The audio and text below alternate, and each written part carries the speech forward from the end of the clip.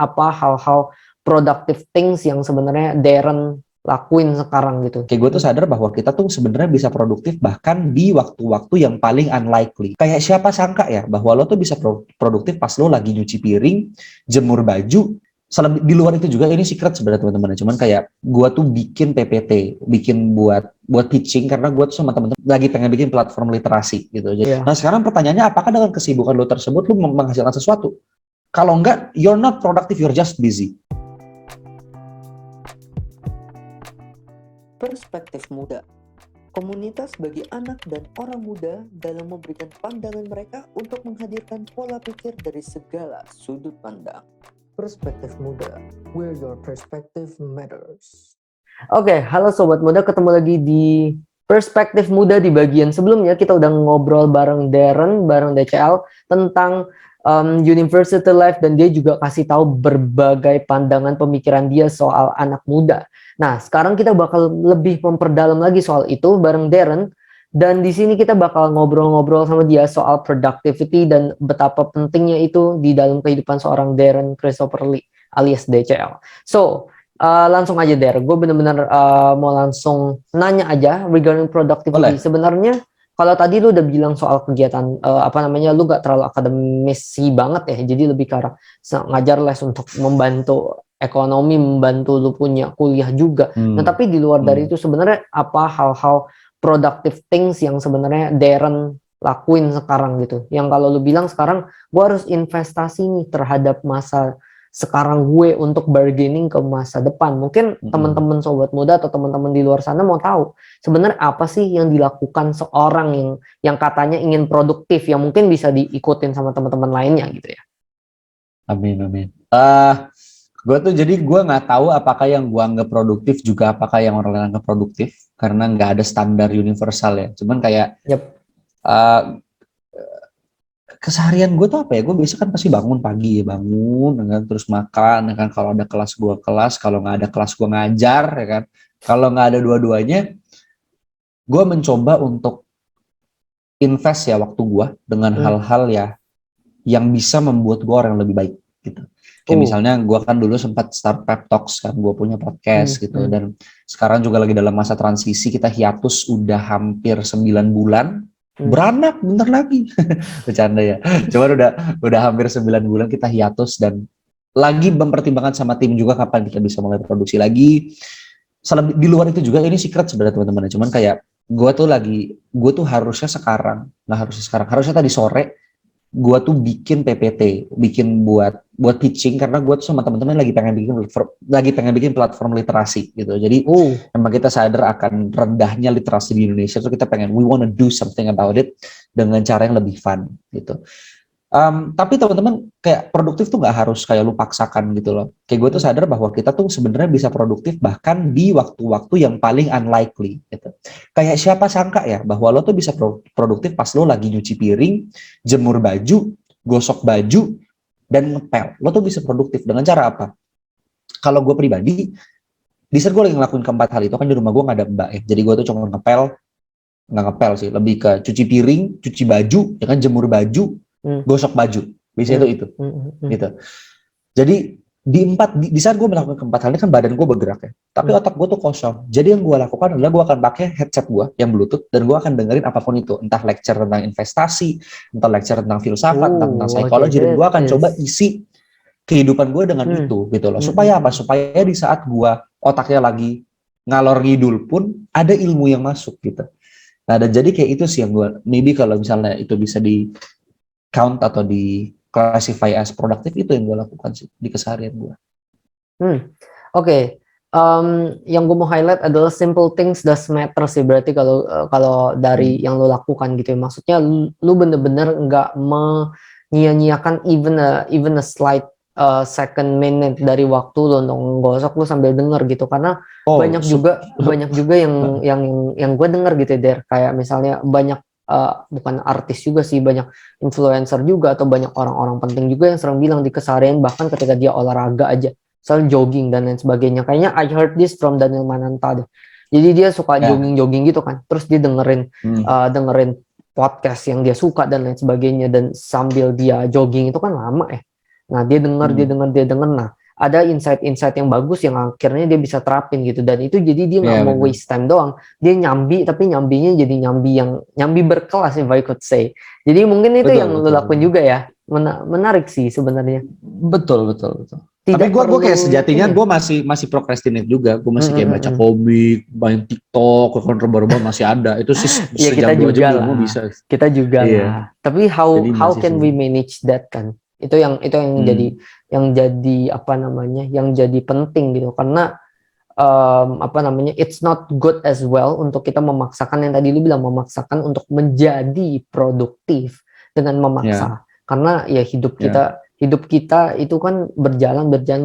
Kalau kita nggak enjoy tiba-tiba lewat, kita juga akan kehilangan berbagai kenangan dan berbagai momen-momen indah itu karena we bargain too much to the future gitu, where we even don't know what the future holds for us gitu. Jadi ya semuanya harus ada balance, harus ada titik tengah, mana yang lebih banyak, mana yang lebih dikit, itu harus di balance out karena semua yang lebih banyak juga nggak baik gitu ya.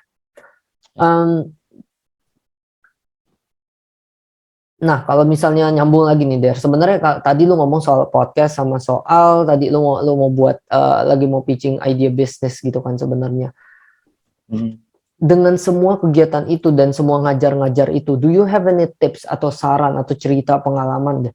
Misalnya ketika lu lagi melakukan semua itu atau lu lagi ngajar tapi satu sisi lu ada ujian, itu kan hal simple ya yang sering diketemuin gitu. Atau bahkan online. Mungkin orang bilang oh online gampang tinggal double meeting atau apa. Tapi ketika lu membuat suatu bisnis, for me as anak Prasmul gitu, walaupun bukan kuliah jurusan bisnis, tapi gue banyak interact dengan anak bisnis. Making a business it's not an easy task yang hari ini gue mau besok langsung jalan gitu. Banyak hal-hal yang lo harus pikirin, bahkan even when you're making pep talks itu kan benar-benar professional podcast yang lo harus memikirkan semua dan segala sesuatunya. It's not easy. Nah, apakah lo ada tips atau saran untuk time management atau misalnya strategi ala DCL sendiri? How to prioritize things? Kalau misalnya kalau gue biasanya ada kuadran yang lo tahu nggak? Urgent, important, bla bla bla. Ada yang apakah lo pakai begitu atau lo ada trik-trik sendiri yang mungkin bisa dimanfaatin sama teman-teman di luar sana? If they wanna be productive but it's busy karena to make an example, semua orang dapat 24 jam kata orang gitu ya, tapi gimana cara you manage that time wisely atau lu bilang wah gue udah manage semaksimal mungkin tapi tetap kurang. Apakah lu melakukan hal-hal insignificant, hal-hal trivial yang membuang-buang waktu tapi lu merasa ini tuh pekerjaan penting dan akhirnya menggunakan waktu itu yang seharusnya lu pakai buat hal-hal yang tadinya lu pikir mau produktif, atau gimana there about that? Oke, one thing adalah cara terbaik untuk lo bisa produktif adalah get enough sleep. Gue akan bilang itu gitu karena gue tuh kan ingat ya teman-teman gue yang tadi yang gue bilang pinter-pinter banget ya, apa kekurangan mereka tidurnya pagi jam 3, jam 4 gitu. Jadi gue tuh pernah mengalami sebuah fase di mana kayak gue bisa sebulan tidur jam 4 pagi gitu. Terus gue bangun gue tidur jam 4 pagi. Masalahnya gue tuh bukan afternoon person yang bisa bangun sampai jam 2 siang. Kalau gue bangun di atas jam 10, gue agak merasa guilty karena gue belum ngapa-ngapain gitu. Jadi gue tidur jam 4, gue terpaksa bangun jam 8, jam 10 gitu loh. Atau jam 8, jam 10 kan. Dan di saat itu terjadi, gue tuh ngerasa kayak, oke, gue harus kerja hari ini. Tapi kerja gue tuh gak optimal. Gue ngantuk, kan tidurnya siangnya tidur lagi, ya kan. Belajar ini gak masuk, itu gak masuk, mager, ya kan. Segala macam, grumpy lah. Jadi, tapi pas gue akhirnya mulai memutuskan, gak deh gue pengen tidur maksimal jam 1 gitu. Dan gue bangun jam 9 paling siang. That's 8 hours of sleep, ya kan. Dimana tuh bagi gue sebenarnya masih kurang. Gue pengen tidur jam 12, bangun jam 8. Itu yang idealnya buat gue tuh gitu. Cuma kadang gue masih main game, ya kadang-kadang teman-teman gue karena pada kuliah, malamnya baru pada free gitu. Jadi get enough rest gitu. Karena itu sangat penting, kan. Tapi memang ada kalanya di mana time management is important. Dan ini harus ditekanin ya, busy does not mean productive. Dan productive does not mean busy. Gitu. Jadi hanya karena lu sibuk, ya kan, hanya karena lu sibuk berarti lu produktif, itu produktif lu menghasilkan sesuatu. Nah sekarang pertanyaannya, apakah dengan kesibukan lu tersebut lu menghasilkan sesuatu? Kalau enggak, you're not productive, you're just busy. That's not cool, man. That's tiring banget gitu loh. Nah jadi, kalau gue pribadi yang gue akan lakuin adalah setiap kali gue bangun, ini kayak rutinitas gue bangun, gue biasa makan, mandi, nyantai-nyantai dikit, ngobrol sama keluarga. Biasanya kalau udah jam 11 atau setengah 1 siang, gue akan masuk kamar, gue duduk depan laptop dan gue mulai list apa aja yang harus gue lakukan. Lo nggak perlu kayak, kadang gue pakai Paint 3D yang di gue punya laptop, terus gue bikin text box, gue tulis, jangan lupa chat ini, jangan lupa kesini, jangan lupa ngomong ini, jangan lupa begini gitu. Bikin agenda untuk hari tersebut gitu, yang lu mau lakukan tuh apa gitu, and make sure to remember all of it gitu kan. Lakukan itu, dan tenang, kalau misalnya di awal lu nggak bisa ingat semua nggak apa-apa. Kadang gue juga gitu, kayak lagi bikin, aduh yang keinget cuma ini kayaknya harus gue lakuin, tapi apa ya, terus pas gue kerjain, oh gue harus kerjain ini, gue tulis lagi di bawahnya gitu loh. Nah setelah lu bikin itu, set due date-nya gitu loh. Kayak kalau gue pribadi, gue biasanya akan selesaikan yang lebih kecil-kecil dulu gitu. Jadi tiap pagi ya kan, kadang kan gue tidur cepat, teman-teman gue ngobrol, ada yang ngechat, apa kan gue nggak sempat baca ya kan. Jadi pagi, hal pertama yang gue lakuin bisa gue masuk kamar adalah I'm gonna empty my inboxes. Gue akan kosongin semua inbox gue, mulai dari chat ya kan, chat IG, line, WA, pokoknya semua gue kosongin, gue baca apa yang gue perlu baca, gue baca, yang gue perlu gue infoin gitu. Selebihnya, gue mulai coba kerjakan hal-hal yang simpel. Kalau misalnya gue punya paper 3.000 kata, sama let's say bikin poster simple, tapi due-nya sama-sama hari Kamis, gue akan selesaikan poster itu duluan gitu. Ketimbang gue kesulitan di depan 3.000 kata tapi posternya nggak jadi kan, jadi gue kerjain yang kecil duluan gitu. Nah ini gue rasa sangat membantu gue, karena sekarang sangat-sangat membantu lah gitu. Kayak gue ingat banget, gue UTS buat ngerjain UTS pengantar ilmu HI, kita disuruh bikin paper, gue tidur 6:30 pagi gitu loh, gue baru tidur gitu. Itu UTS, itu kayak 3.000 kata gitu. Terus kayak yang UAS sama 3.000 kata, tapi gue bisa tidur jam 12 malam. Jadi kayak gue tuh selesai sekitar 10 jam lebih cepat gitu, kayak jam 8 malam atau jam 7 atau jam 6 sore dari sehari sebelum tuh gue udah kelar gitu loh.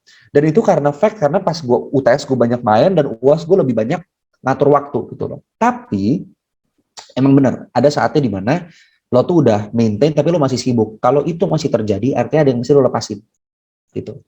Lo nggak perlu pegang semuanya gitu.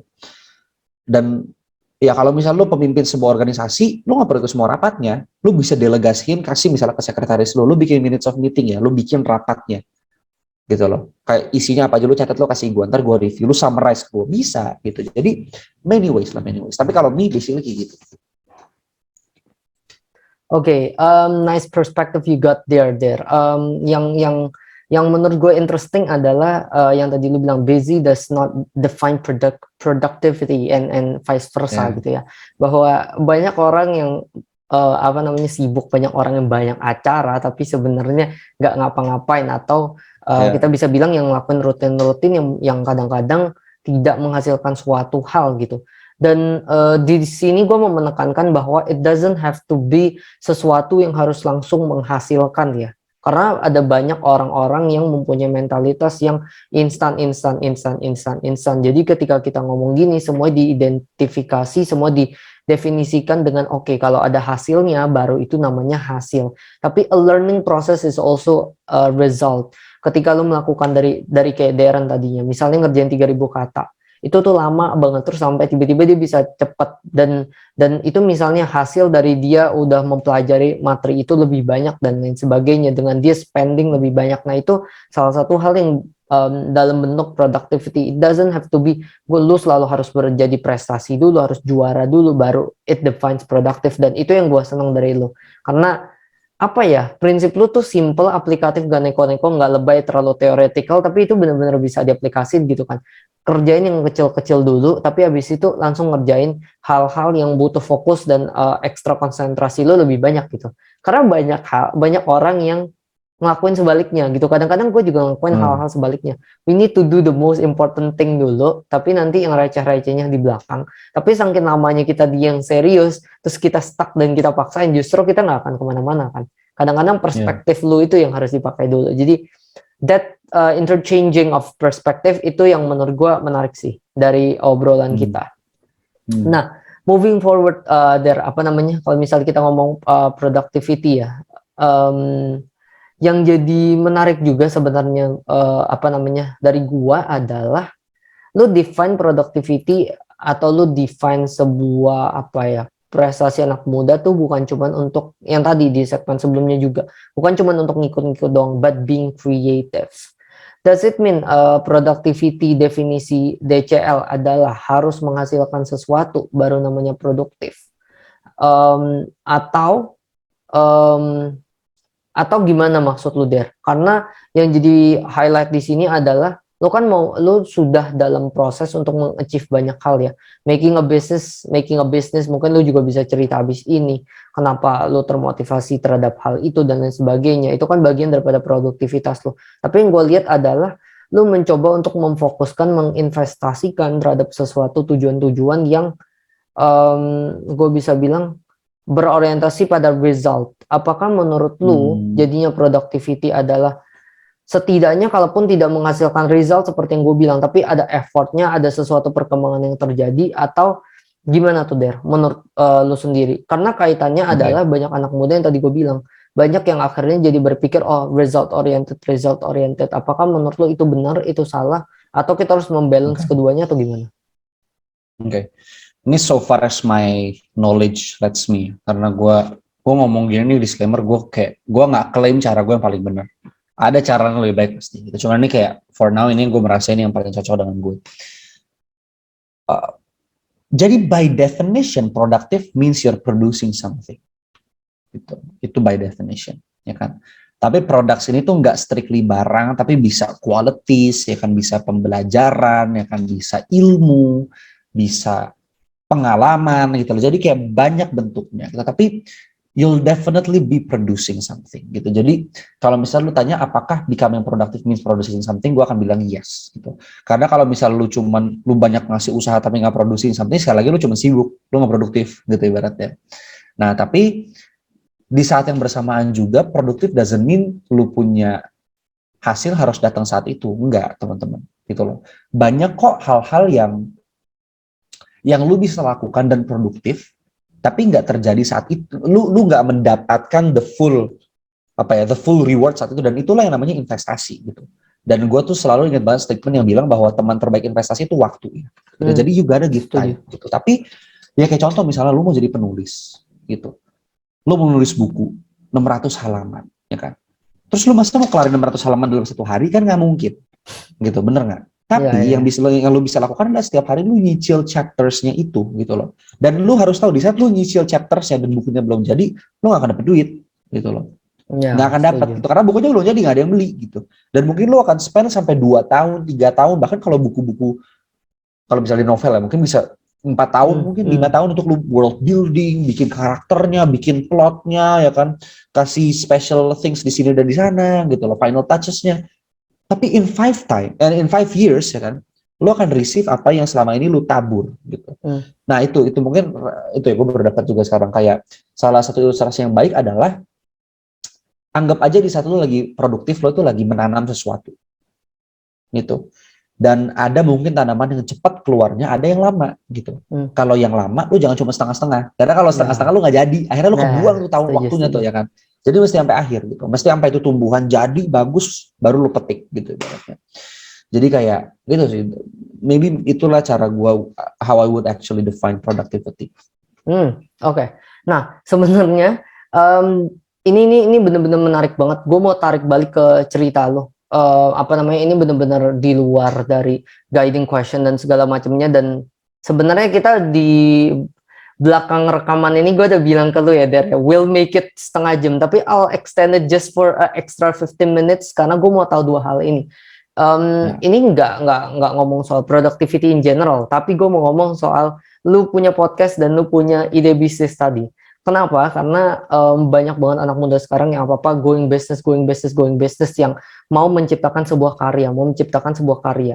Dan banyak juga yang mau coba untuk mengimpact society, salah satunya dengan podcast dan lain sebagainya. Dan itu kan 2 hal yang emang lu lagi lakuin ya. Jadi kayaknya I just feel ini kesempatan yang tepat untuk kita ngebahas sedikit, walaupun nanti in other occasion balik lagi jadi satu segmen tersendiri itu akan menarik. Tapi for now gue mau nanya, dari segi podcast, apa yang melatar belakangi kalian untuk membuat waktu dulu di radio dan habis itu ada Pep Talks, apa yang melatar belakangi itu, dan kenapa menurut lu hal ini jadi penting, walaupun tadi ya lu udah jawab sebenarnya investasi, walaupun nggak langsung prosesnya, tapi kenapa being productive in doing podcast is important untuk terutama sebagai kalian sebagai yang ngebuat podcast itu. Kalau yang nggak denger kan, oh ya mungkin untuk impact biar kasih gue knowledge gini. Tapi untuk kalian, kenapa?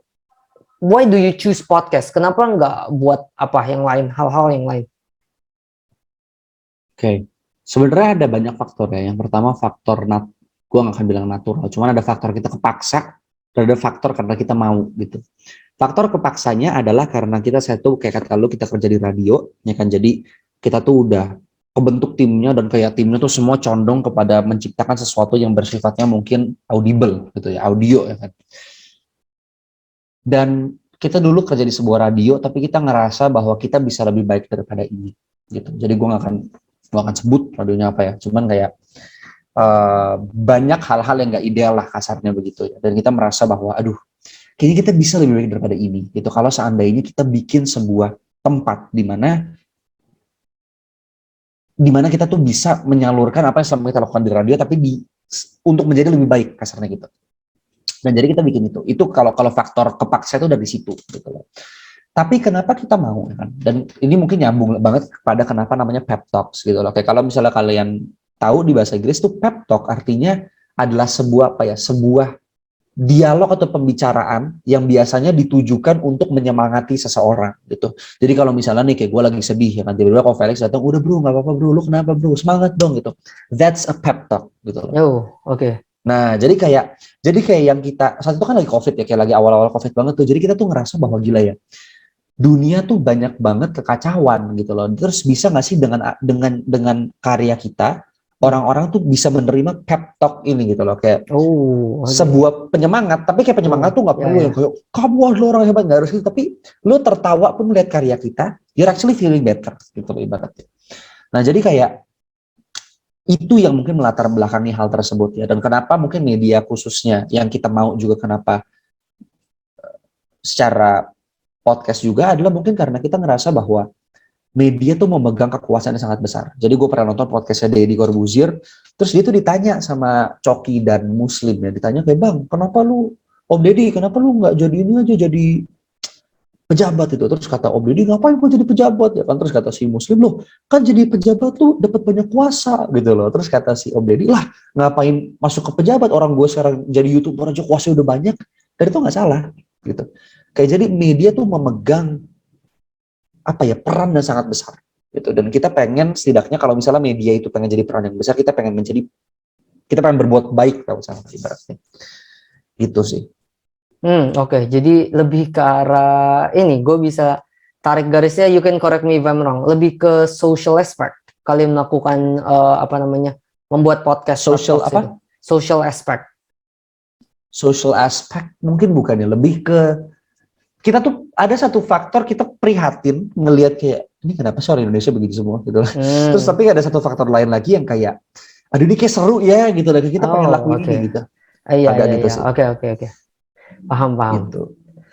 Nah, the reason gue nanya itu adalah karena mungkin walaupun kita ngobrolnya soal productivity, tapi ini kan salah satu bentuk productivity yang mungkin banyak anak-anak sekarang suka, ngeliat terinspirasi dari Deddy Corbuzier, dari ini, dari itu, semuanya mau podcast. Dan makanya gue mau tahu reasoning lu dulu gitu loh, kenapa lu melakukan podcast. And the fun fact is, ya berarti alasan lu sama kayak gue, walaupun dalam prosesnya ya nanti kita bisa ngobrol lebih panjang ya, itu benar-benar bisa bikin demot banget asli, kayak dari berbagai eksternal faktornya gitu, dan menghadapi challenge itu dari viewers dan lain sebagainya, dengan effort yang apalagi kalian udah keluarin gitu kan. Itu kan capek ya, maksudnya untuk impacting the society itu sangat idealis dan lain sebagainya. Tapi when it can be boom, ya itu boom gitu, dan itu akan semangat. Tapi ketika alongside the process untuk berteman dengan waktunya itu, untuk kita bisa simbiosis mutualisme dengan si waktu, nah itu kan yang jadi suatu masalah gitu kan. Bukan masalah sih, menjadi suatu tantangan. Now we are going to the business. Ini yang sebenarnya menurut gue menarik juga. Walaupun kita harus ngobrol secara general dulu di sini. Kenapa lu tertarik untuk membangun itu tuh apa sih sebenarnya? Itu tuh kayak gimana, lu bisa elaborasi dikit gak? Atau ini masih prime secret banget yang nggak boleh dibongkar? Karena Um, jujur waktu gue denger ini kayak wow, this is interesting. Apakah ini bisa diikut sertakan, bisa dikolaborasikan dengan berbagai pihak atau cuman kalian-kalian aja? Karena this is really interesting sih sebenarnya. ya, ini sebenarnya prime secret, cuman gue bocorin di sini gitu ya. Jadi berbahagialah. Cuman untuk gue luruskan, it's not a business gitu. Jadi setidaknya sampai sejauh ini kita belum merasa bahwa itu sebuah bisnis, tapi gue pengen bangun platform literasi ini pertama karena gue sempat insom. Jadi belakangan gue sempat insomnia, ya kan. Terus karena banyak faktor lah, gue tidur kayak gue masuk kamar jam 1, ketiduran setengah 6 pagi. Itu tuh kayak udah terjadi berulang kali selama sebulan inilah, selama 2 minggu ini bahkan. Terus satu waktu gue insom, tapi gue bangun agak pagi, jadi gue cuma tidur ke 3 atau 4 jam ya. Terus gue tuh lagi bikin teh pagi-pagi kan, bikin teh, terus gue kepikir ya kayak, gue tuh suka nulis, teman-teman gue juga suka nulis, terus kita tuh bisa mikir, kenapa kita nggak, daripada kita gabut ya kan, pada suka bikin cerpen, kagak ada yang pernah dipublish, pada suka bikin paper filsafat, paper apa nggak ada yang dipublish, jadi kenapa kita nggak bikin sesuatu gitu yang akhirnya bener-bener bisa kita bikin. Nah makanya akhirnya kita pengen bikin platform literasi ini gitu loh, dimana platform ini tuh gue nggak akan, belum bisa bilang bentuknya seperti apa, gue juga nggak bisa bilang orang-orangnya siapa aja dan apa yang kita bikin, tapi kita tuh pengen ibaratnya, gue tuh pernah nonton videonya Najwa Shihab yang dari Mantan Najwa, dia tuh pokoknya pernah bikin lecture di BINUS gitu ya, dan very fascinating lecture, topiknya tentang gimana caranya supaya anak muda tuh bisa tertarik dengan politik gitu. Tapi di situ dia juga ngomong tentang demokrasi, di mana demokrasi juga adalah sebuah topik yang gue suka ya, di mana kita bisa bicarakan nanti. Cuman Najwa nih bilang bahwa pejabat, ya kan, orang-orang di DPR, orang-orang di KPK, ya kan, menteri segala macam, mereka tuh punya kuasa, mereka punya uang, mereka punya jabatan, ya kan, mereka punya koneksi, mereka punya segala macam hal yang bisa membuat mereka menjadi orang-orang yang hebat dan berpengaruh gitu. Lalu kita sebagai rakyat apa yang kita punya? Dan Najwa bilang satu yang kita punya adalah apa? Suara kita. Itu yang kita punya, dan kita mesti pakai itu gitu loh. Dan gue tuh kayak sekarang semakin sadar bahwa demokrasi, ya kan, contoh demokrasi itu lu milih ya, nyoblos ya, voting itu sebenarnya a skill, voting is a skill, itu yang orang-orang nggak sadar, but voting is a damn skill. Why? Gitu. It's not just a random intuition, karena gini, gue pernah dulu buat gue punya mata kuliah ilmu politik ya, gue sempat ada UAS kan, terus UASnya gue disuruh bikin paper tentang demokrasi, dan gue tertarik banget buat baca bukunya Plato. Jadi teman-teman harus tahu ya, ada 3 filsuf yang cukup terkenal dari Yunani, yaitu Socrates, Plato, sama Aristotle gitu, dimana Socrates gurunya Plato, Plato gurunya Aristotle gitu. Dan Socrates ini lucunya, Socrates tuh nggak pernah meninggalkan karya tulis apapun. Malahan Plato itu bikin buku yang isinya dialog-dialog Socrates semua gitu. Nah jadi kayak ada satu buku judulnya The Republic. Itu The Republic itu isinya cuma dialog-dialog antara Aristotle dengan filsuf-filsuf lainnya pada zamannya gitu ya. Bukan Aristotle, Socrates, dialog-dialog Socrates dengan filsuf-filsuf pada zamannya. Dan pada saat itu lo harus tahu bahwa Socrates, seorang filsuf yang amat terkenal dan amat berpengaruh hingga saat ini, dia tuh membenci demokrasi. Gitu. Dia nggak suka demokrasi. Lucu ya, karena kita selama ini bangun, kita diajarin di sekolah ya kan, di kelas PKN, di sini situ, bahkan OSIS ya kan, kita diajarkan berdemokrasi. Dan kita secara default tuh kita mikir that demokrasi is a defaultly good thing. It's not. Let me tell you, it's not. Gitu. Dan menurut gue ini dikemas sangat baik melalui dialognya Socrates dengan Adeimantus gitu, di mana Socrates bilang, dia ngomongin demokrasi ya, dan dia bilang kayak, bro, ini kata Socrates kasarnya, bro, kalau lu misalnya mau naik kapal, mau berlayar, terus lu harus milih seorang kapten dari kapal tersebut, ya kan? Kalian voting nih. Menurut lu siapa yang pantas untuk voting? Orang-orang sembarangan nih nggak terdidik atau orang-orang yang berpendidikan? Terus kata temannya ini, ya jelas orang yang berpendidikan, gitu loh. Terus kata Socrates loh, kalau misalnya lu aja yang cuma mau naik kapal, pengen votingnya diadakan oleh orang-orang yang berpendidikan, kenapa kita bisa berasumsi bahwa semua orang di negara kita memiliki kapasitas untuk memilih pemimpin, gitu loh.